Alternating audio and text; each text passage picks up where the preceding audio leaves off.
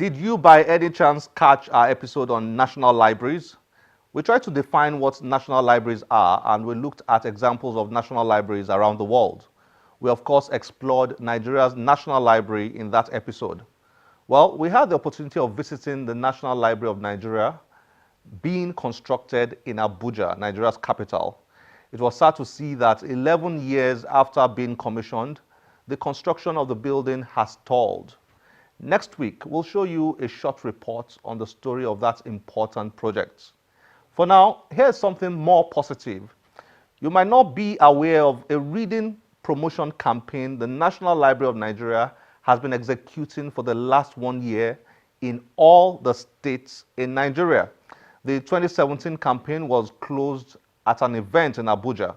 We were happy to be there, and here's a report on how it went and the reading promotion campaign. They waited for many years before they gave birth to charity. Many people agree that there is a poor reading culture in Nigeria. The literacy rate in the country, which is about 59%, is low, considering the context of the country's over 180 million population. This means that over 70 million Nigerians who are 15 years old and above cannot read or write. For the millions with the ability to read, there seems to be a lack of interest in reading for the majority. Fixing this problem seems to be a concern for the National Library of Nigeria.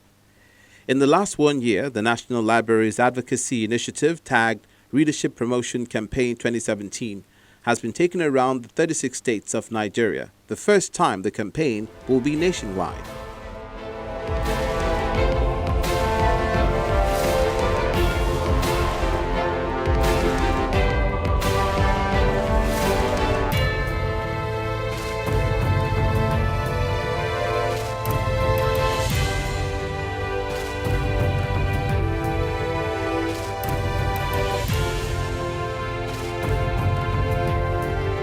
The various campaign programs all over the country eventually culminated recently in a grand finale event in Abuja, Nigeria's capital. The venue was the International Conference Center.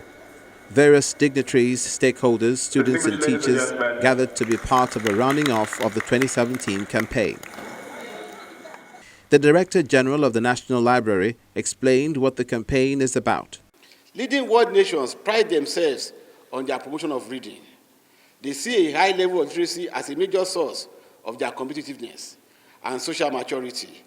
The absence of a widespread culture of reading, in the case of Nigeria, acts as an effective barrier to our development and international competitiveness. It is in the light of the above that the National Library of Nigeria, which is the apex library in the country, commenced the initiative to undertake the leadership promotion campaign in 1981. In the past, the organization used to organize this campaign in just a few selected locations on a rotational basis. There were important government officials represented and special guest speakers. A reading nation is a progressive and powerful nation. Information is power and can only be obtained by reading, which translates to knowledge and experience that are essential ingredients in national building. A nation that has developed a viral reading culture, we have a large population of productive youths, which undoubtedly translates to a reduction in crime rates, insecurity, and other vices in the society. I put forward that the most fundamental challenge facing reading in Nigeria is faulty literacy foundation and its building blocks. Because people are hardly literate, and they keep promoting them, urging them on, up to the extent that even in the universities, you find people who are struggling to read. And these people who cannot read to pass their exams, how will they find pleasure in reading outside their texts? And then related to the above is the lack of deliberate policy by educational institutions to instill in pupils and students the desire and appreciation for reading outside the curriculum. But perhaps what caught the true spirit of the initiative were the students who made it very much their day and their campaign. From drama performances,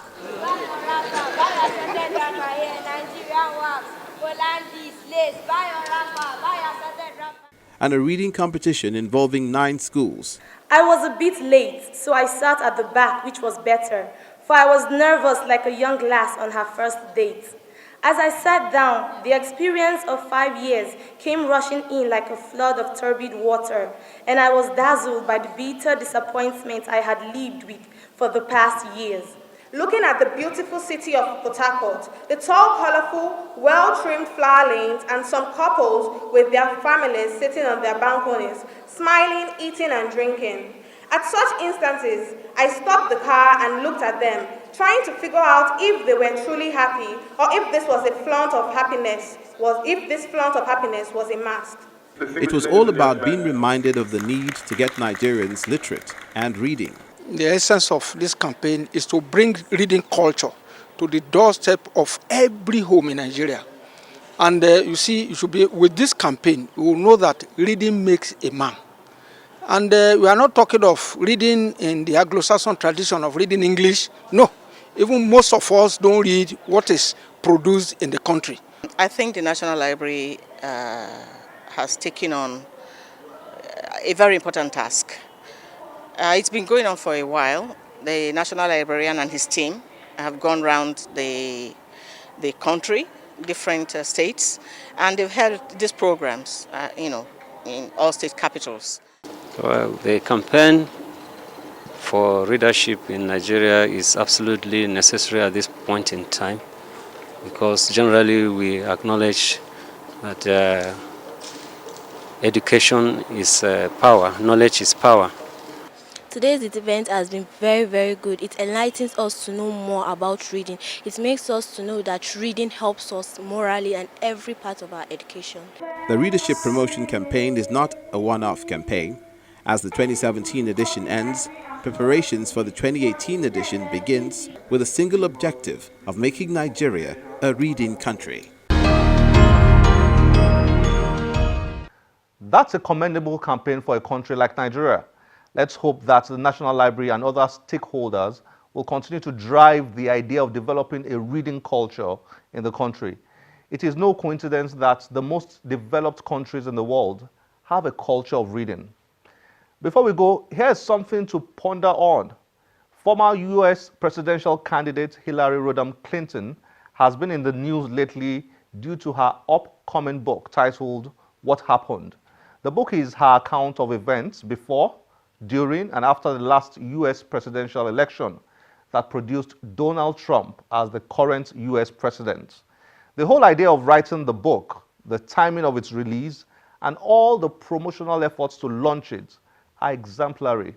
One wonders why major participants in Nigeria's often controversial elections hardly write about their experiences in books. Imagine a book on the 2015 general election published by former President Goodluck Jonathan or the INEC chairman Atahiru Jega.